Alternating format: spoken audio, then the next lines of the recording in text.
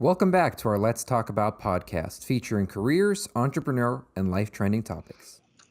Is there anything you want to ask schools or tell them why you believe you would be a great asset to the classroom, and perhaps what type of schools you want to work for? I have plenty to offer from a social studies aspect, because I talk with my 12-year-old about this all the time. We have lots of good conversations about what's going on in the world today. Of teaching at the academy in our core class of strategic studies was, what's the end state? Okay, the end state is for you to graduate. How do we get there? Let's back up and let's start. Okay, one, you got to do your homework, do your reading, you got to pass your class, you have all your other obligations. It's getting them not to think about tomorrow. It's getting them to think about next year, like in high school. Okay, I got to graduate. Then what do I want to do? Okay, do you want to go to college? Okay, what do you want to do in college? Where do you want to go? What do you want to major in? And obviously that will change. I know it changed for me like 2 or 3 times. But it's applying my life experiences and relating it to them in some manner that hopefully they can relate what they've gone through to me, and then we can sort of meet in the middle and like, okay, this is where we need to go, and this is how we can help accomplish your end state and get there. And again, be that mentor, and the ultimate goal is to have them succeed and to hopefully someday have them remember that crazy guy that was teaching them in the classroom. I notice you focus a lot on your students and very little on you, which is a very unique and beautiful characteristic of your personality.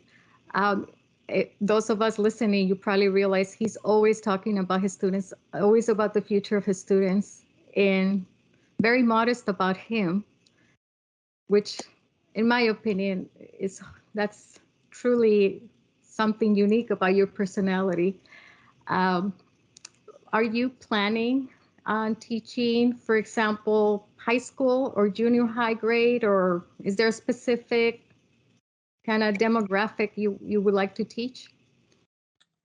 My preference would probably be high school, or that age range. Okay. Just because that's that age range is who I've had the most experience with, whether it was at the academy or even as a flight instructor. I mean, those people coming out of flight school were 22 years old, so not that far removed from the high school age. And I think they're more of a sponge, take up information and learn. And I know there's the difficulties, and God knows at the academy, some of my cadets were difficulties, but they were able to learn and figure it out. And that's the age group I would gear myself towards. I mean, I have an 8 and 12-year-old here at home, so I have my own difficulties with them.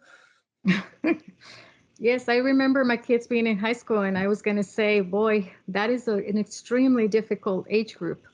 So I commend you for that, wanting to teach that age group. But it seems like you have the professional experience to handle that age group. So definitely a good match for your background.